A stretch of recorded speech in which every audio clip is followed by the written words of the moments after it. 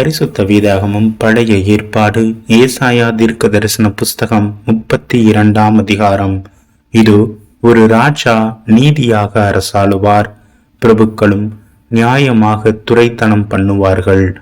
அவர் காற்றுக்கு ஒதுக்காகவும் பெருவெள்ளத்துக்கு புகலிடமாகவும் வறண்ட நிலத்துக்கு நீர்க்கால்களாகவும் விடாய்த்த பூமிக்கு பெரும் கண்மழையின் நிழலாகவும் இருப்பார்.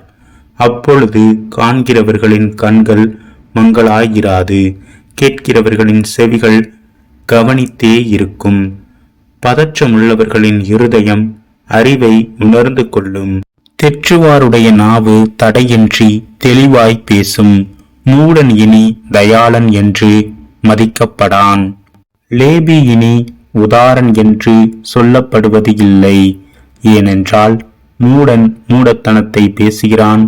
அவன் இருதயம் அநியாயத்தை நடப்பிக்கும். அவன் மாயம் பண்ணி கர்த்தருக்கு விரோதமாய் விபரீதம் பேசி பசியுள்ள ஆத்துமாவை வெறுமையாக வைத்து தாகம் உள்ளவனுக்கு தாகம் தீர்க்காதிருக்கிறான். லேபியின் எத்தனங்களும் பொல்லாதவைகள். ஏழைகள் நியாயமாய் பேசும்போது அவன் கள்ள வார்த்தைகளாலே எளியவர்களை கெடுக்கும்படி தீவினைகளை யோசிக்கிறான். தயாள குணம் உள்ளவன் தயாளமானவைகளை யோசிக்கிறான், தயாளமானவைகளிலே நிலைத்தும் இருக்கிறான். சுகஜீவிகளாகிய ஸ்திரீகளே, எழுந்திருந்து என் வார்த்தைகளை கேளுங்கள். நிர்விசாரமான குமாரத்திகளே, என் வசனத்துக்கு செவி கொடுங்கள். நிர்விசாரிகளே, ஒரு வருஷமும் சில நாட்களுமாய் தத்தளிப்பீர்கள். திராட்சை பலன் அற்றுப்போம், அறுப்பு காலம் வராது. சுகஜீவிகளே, நடுங்குங்கள். நிர்விசாரிகளே, தத்தளியுங்கள். உடையை உரிந்து களைந்து போட்டு அறையில் இரட்டை கட்டிக்கொள்ளுங்கள்.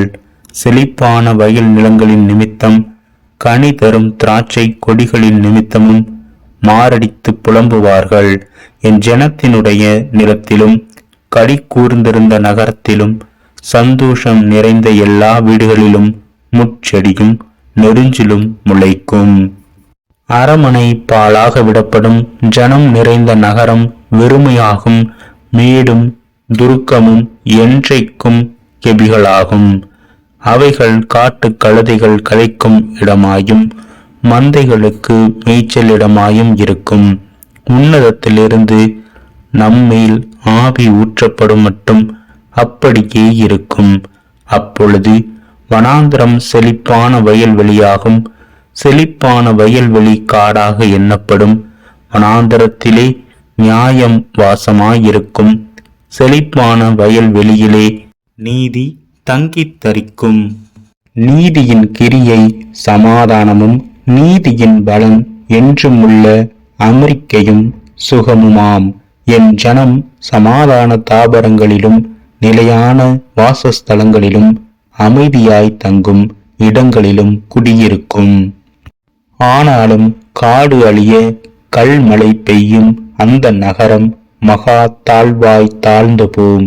மாடுகளையும் கழுதைகளையும் நடத்தி கொண்டு போய் நீர்வளம் பொருந்திய இடங்களிலெல்லாம் விதை விதைக்கிற நீங்கள் பாக்கியவான்கள்.